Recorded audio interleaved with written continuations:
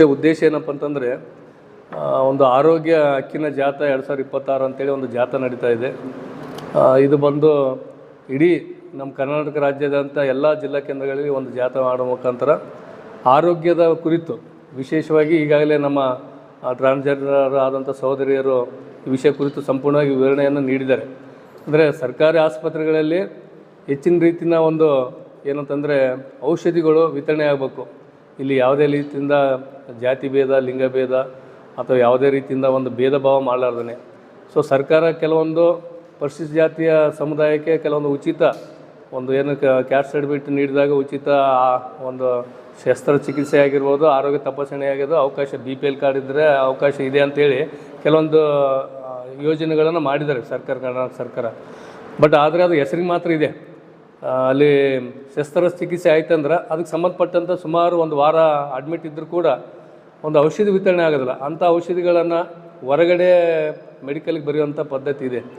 ಹಾಗಾಗಿ ಎಲ್ಲ ಸರ್ಕಾರಿ ಆಸ್ಪತ್ರೆಗಳಲ್ಲಿ ಎಲ್ಲ ರೀತಿಯ ಔಷಧಿಗಳನ್ನು ಅಲ್ಲೇ ವಿತರಣೆ ಮಾಡಬೇಕು.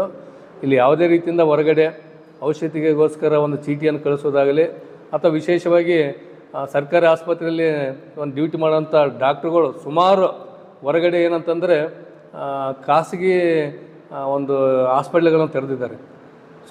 ಹಂಗಾಗಿ ಅವ್ರು ಏನಂತಂದರೆ ತಮ್ಮ ಪೇಷಂಟ್ಗಳು ಇಲ್ಲಿ ಅವಕಾಶ ಇಲ್ಲ ಅಥವಾ ಆ ತೊಂದರೆ ಇದೆ, ಟೆಕ್ನಿಕಲ್ ಪ್ರಾಬ್ಲಮ್ ಇದೆ ಅಥವಾ ಈ ಥರ ಎಕ್ಸ್ಪರ್ಟ್ಸ್ ಇಲ್ಲ ಹಂಗೆ ಅಂತ ಹೇಳ್ಬಿಟ್ಟು ಪೇಷಂಟ್ನ ಬೇರೆ ಕಡೆ ಅಲ್ಲೇ ಅದೇ ಊರಲ್ಲೇ ಒಂದು ಬೇರೆ ಕಡೆ ಕಳಿಸುವಂಥ ವ್ಯವಸ್ಥೆ ಮಾಡ್ತಾಯಿದ್ದಾರೆ.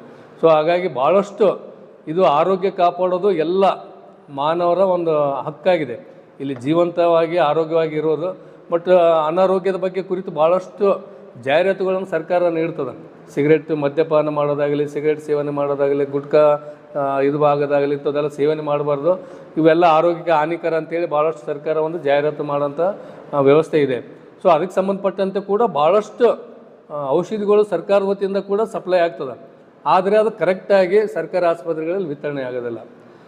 ಹಾಗಾಗಿ ಈ ಥರ ಆಗಬಾರ್ದು ಅನ್ನೋದು ಉದ್ದೇಶ ಇಟ್ಕೊಂಡು ಇವತ್ತಿಂದ ಸುಮಾರು ಒಂದು 40ರಿಂದ 50 ಸಂಘಟನೆಗಳು ಸೇರಿಬಿಟ್ಟು ಇಡೀ ರಾಜ್ಯದಂಥ ಒಂದು ಇವತ್ತಿನ ಇದ್ರ ಕುರಿತು ಒಂದು ಜಾಗೃತಿಯನ್ನು ಮೂಡಿಸೋದಾಗಲಿ, ಸರ್ಕಾರಕ್ಕೆ ಒಂದು ಮನವರಿಕೆ ಮಾಡುವಂಥ ಒಂದು ಪ್ರಯತ್ನವನ್ನು ಮಾಡ್ತಾಯಿದ್ದಾರೆ. ಇದರಲ್ಲಿ ಮಹಿಳಾ ಸಂಘಟನೆ ಆಗಿರ್ಬೋದು, ನಮ್ಮ ಟ್ರಾನ್ಸ್ಜೆಂಡರ್ ಸಹೋದರಿಯರ ಸಂಘಟನೆ ಆಗಿರ್ಬೋದು, ಎಲ್ಲ ನಮ್ಮ DSS ಸಂಘಟನೆಗಳಾಗಿರ್ಬೋದು, ಎಲ್ಲ ಸೇರಿಬಿಟ್ಟು ಈ ಒಂದು ಜಾಥಾವನ್ನು ಮಾಡ್ತಾಯಿದ್ದಾರೆ. ಹಾಗಾಗಿ ನಾವು ಕೂಡ ಯಾದಗಿರಿಯಲ್ಲಿ ಕೂಡ ಇಂಥ ಒಂದು ಜಾಥಾ ಮುಖಾಂತರ ಈಗ ಸಹೋದರಿ ಮಾಯಾ ಅವರು ಹೇಳಿದಾಗೇ ನಾಳೆ ಯಾದಗಿರಿಯಲ್ಲಿ ಕೂಡ ಆ ಜಾಥಾ ಬರ್ತಾಯಿದೆ ಅಂತೇಳಿ ನಾವು ಕೂಡ ಇಲ್ಲಿ ಎಲ್ಲರೂ ಸಾರ್ವಜನಿಕರು, ನಾಗರಿಕರು ಎಲ್ಲರೂ ಇದು ಏನು ಯಾರಿಗೆ ಒಂದು ಸೀಮಿತ ಆದಂಥ ಒಂದು ವಿಷಯ ಅಲ್ಲ, ಒಂದು ಹೋರಾಟ ಅಲ್ಲ, ಎಂಥದ್ದಲ್ಲ. ಇದು ಇಡೀ ಮಾನವ ಕುಲಕ್ಕೆ ಇಲ್ಲಿ ಹೆಣ್ಣು ಗಂಡು ಅಂತ ಭೇದ ಭಾವ ಇರಲಾರ್ದೇ, ಯಾವುದೇ ಮೇಲು ಕೀಳು ಇರಲಾರ್ದೆ ಒಂದು ಆರೋಗ್ಯವಾಗಿ ಎಲ್ರಿಗೂ ಒಂದು ಒಳ್ಳೆಯ ಚಿಕಿತ್ಸೆ ನೀಡಬೇಕು, ಆರೋಗ್ಯವನ್ನು ಕಾಪಾಡಬೇಕನ್ನುವಂಥದ್ದು ದೃಷ್ಟಿಯಿಂದ ಇವತ್ತಿಂದ ಈ ಜಾಥಾ ನಡೀತಿದೆ.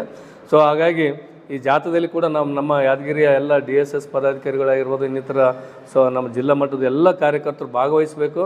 ಜೊತೆಗೆ ನಾಗರಿಕ ಬಂಧುಗಳು ಎಲ್ಲ ಸಮಾಜದ ಎಲ್ಲ ಸಹೋದರರು, ಕನ್ನಡ ಪರ ಸಂಘಟನೆಗಳಾಗಿರ್ಬೋದು, ಸಾಮಾಜಿಕ ಸಂಘಟನೆಗಳಾಗಿರ್ಬೋದು, ಶೋಷಿತ ಪರ ಸಂಘಟನೆಗಳಾಗಿರ್ಬೋದು, ರೈತ ಪರ ಸಂಘಟನೆಗಳಾಗಿರ್ಬೋದು, ಮಹಿಳಾ ಸಂಘಟನೆಗಳಾಗಿರ್ಬೋದು, ಕಾರ್ಮಿಕ ಸಂಘಟನೆಗಳಾಗಿರ್ಬೋದು, ಎಲ್ಲ ಸಂಘಟನೆಗಳ ಮುಖಂಡರುಗಳು ಈ ಒಂದು ಜಾಥಾ ಕಾರ್ಯಕ್ರಮದಲ್ಲಿ ಭಾಗವಹಿಸಬೇಕಂತೇಳಿ ಈ ಸಂದರ್ಭದಲ್ಲಿ ಮತ್ತೊಮ್ಮೆ ಮನವಿ ಮಾಡಿಕೊಳ್ತಿದ್ವಿ.